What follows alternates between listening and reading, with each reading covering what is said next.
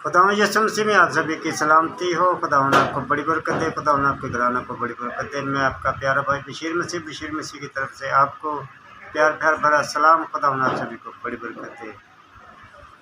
तो मेरे से जैसे हम सीख रहे हैं मुबारक लोगों के बारे में, और आज हम देखेंगे खुदा उनके ज़िंदा कलाम में मत्ती की इंजील 5 बाब और उसकी 9 आयत को हम तलावत करेंगे। मुबारक है वो जो सुलह कराते हैं, क्योंकि वो खुदा के बेटे कहलाएंगे। आमीन। तो मेरे अज़ीज़ों, यहाँ हम देखते हैं खुदा के ज़िंदा कलाम में, खुदा का ज़िंदा कलाम हमें वाज़ेह तौर पर कहता है कि मुबारक वो है जो सुलह कराते हैं।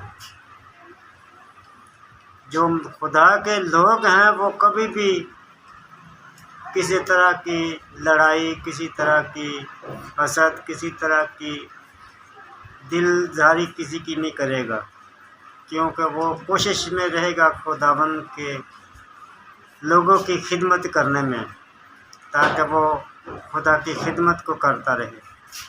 और वो कोशिश करेगा कि वो अपनी तरफ से किसी को भी तकलीफ़ ना दे और किसी को भी अपनी तरफ से दिलजारी ना करे, किसी को ठोकर ना खिलाए।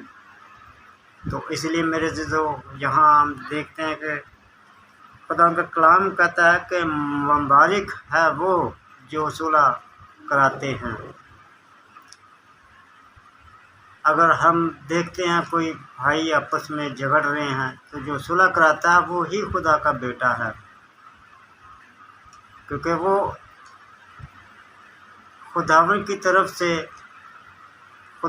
तरफ से उसकी जो है वो खुदा का बेटा होता है, जिसकी वजह से वो दूसरों की सुलह कराता है।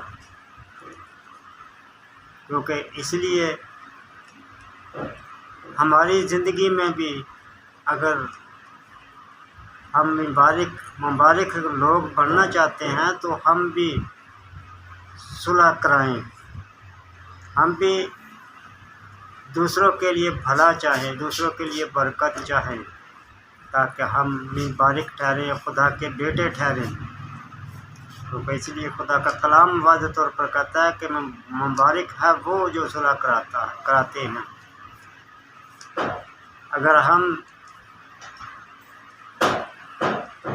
खुदा के लोगों में सुलह कराते हैं, खुदा की बेटों में से सुलह कराते हैं, जो इंसानी ज़िंदगी में रहते हुए आपस में झगड़े करते हैं, अगर उनके सुलह कराते हैं तो हम खुदा के बेटे हैं। तो इसलिए मेरे अज़ीज़ों, हमें ज़रूरत है कि हम इस पॉइंट को हासिल करें खुदा उनके ज़िंदा कलाम में से, जो आज हमारी ज़िंदगी में ये पॉइंट खुदा के कलाम ने दिया कि मुबारक है वो जो सुलह कराते हैं, क्योंकि वो खुदा के बेटे कहलाएंगे।